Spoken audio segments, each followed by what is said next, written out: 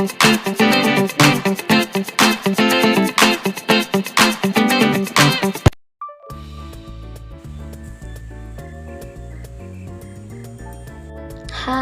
perkenalkan nama saya Windy Novitasari dengan NIM 20700121028. Hai, perkenalkan nama saya Arni Aulia dengan NIM 20700121019.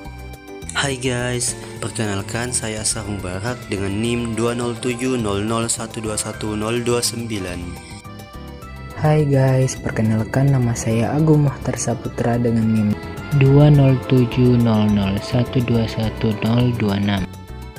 Hai guys, saya Mutahara Yunus dengan NIM 20700121030. Jadi, pada kesempatan kali ini, kami dari kelompok 5 akan memaparkan dan menjelaskan tentang konsep KPK atau kelipatan persekutuan terkecil dan FPB atau faktor persekutuan terbesar. Untuk lebih jelasnya, silakan simak materi berikut ini. Untuk mengetahui lebih lanjut tentang KPK dan FPB, KPK atau kelipatan persekutuan terkecil adalah nilai terkecil yang sama dihasilkan oleh dua atau lebih kelipatan bilangan.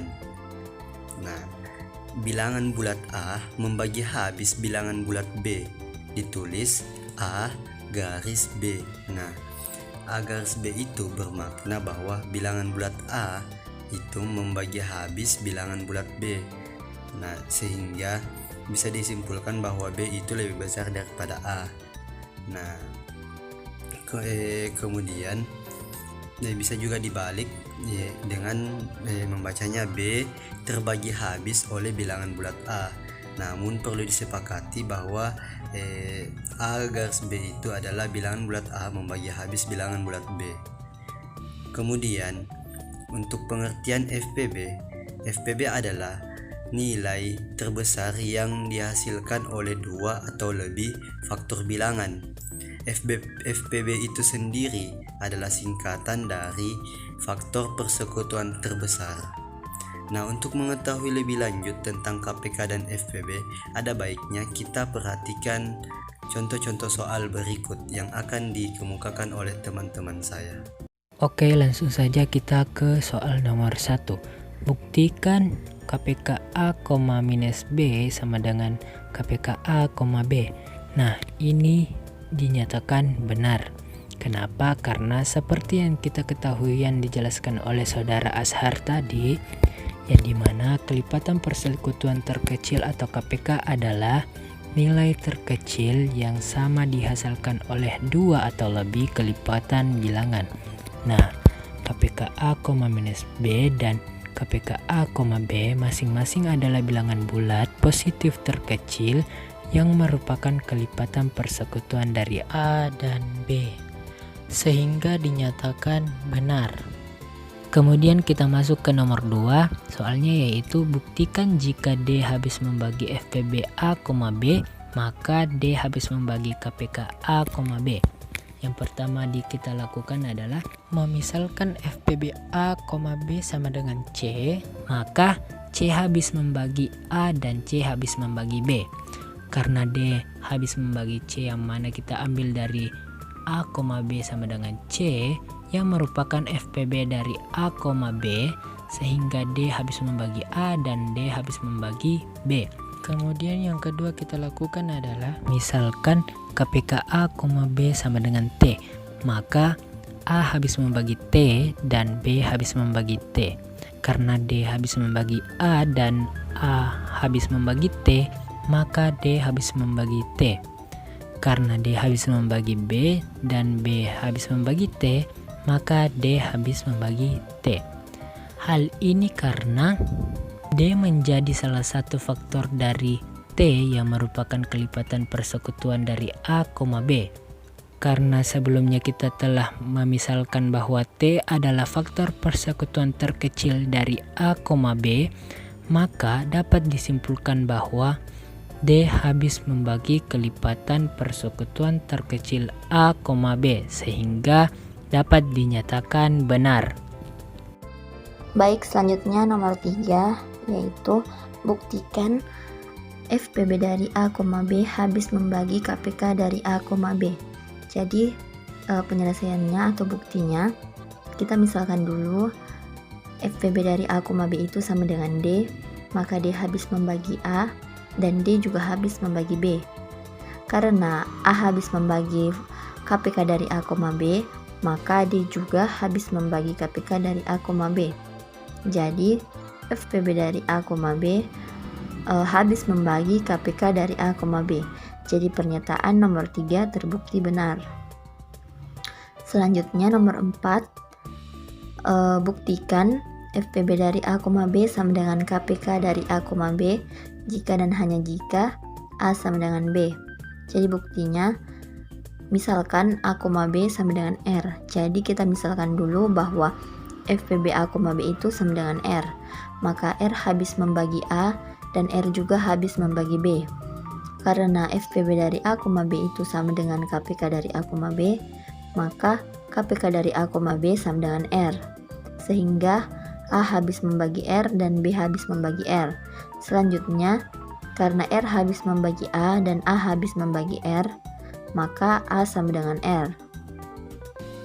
Demikian pula, R habis membagi B dan B habis membagi R, maka B sama dengan R. Karena A sama dengan R dan B juga sama dengan R, sehingga bisa kita tarik kesimpulan bahwa A sama dengan B. Sebaliknya, jika A sama dengan B, maka FPB dari A, A sama dengan KPK dari A, A, jadi sama dengan A. Jadi FPB dari A, B sama dengan KPK dari A, B jika dan hanya jika A sama dengan B terbukti benar. Jadi pernyataan nomor 4 terbukti benar. Selanjutnya soal nomor 5, yaitu buktikan jika C suatu kelipatan persekutuan dari A dan B, maka FPB A, B habis membagi C.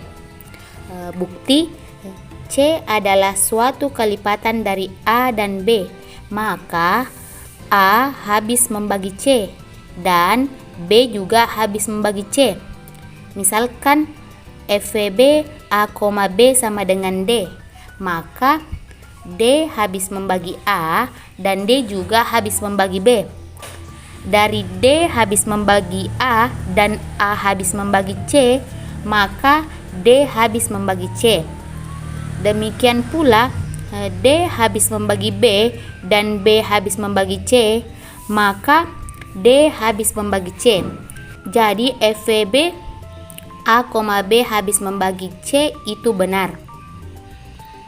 Selanjutnya nomor 6, yaitu buktikan jika KPK A, B sama dengan B, maka A habis membagi B. Bukti sesuai dengan definisi FPB, yaitu di mana definisinya faktor persekutuan terbesar atau FPB merupakan nilai terbesar yang dihasilkan oleh dua atau lebih faktor bilangan. Nah, dua bilangan itu misalkan A dan B, maka pernyataan tersebut benar. Selanjutnya, saya akan membahas soal nomor 7, yaitu buktikan jika A membagi B, maka KPK dari A dan B sama dengan B.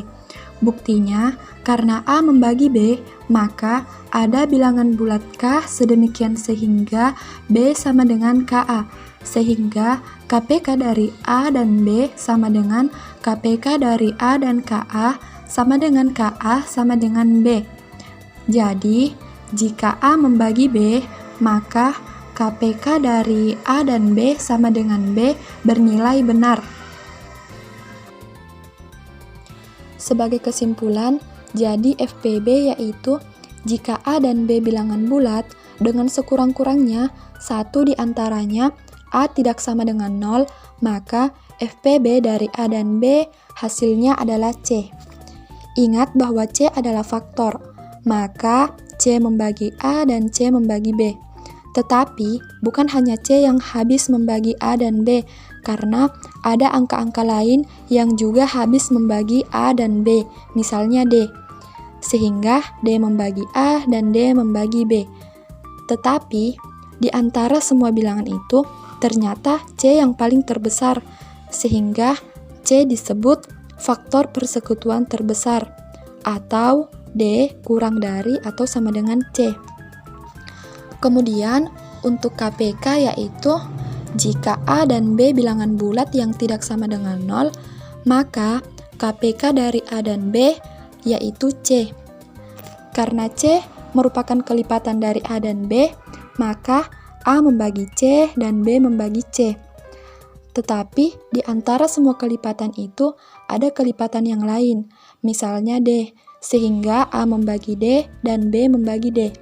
Tetapi nilai C-nya harus yang paling kecil di antara nilai D yang ada, sehingga C harus kurang dari atau sama dengan D. Demikian yang sempat kami bawakan, kurang dan lebihnya mohon dimaafkan. Saya akhiri dengan ucapan wallahul muwaffiq ila sabilillah. Assalamualaikum warahmatullahi wabarakatuh.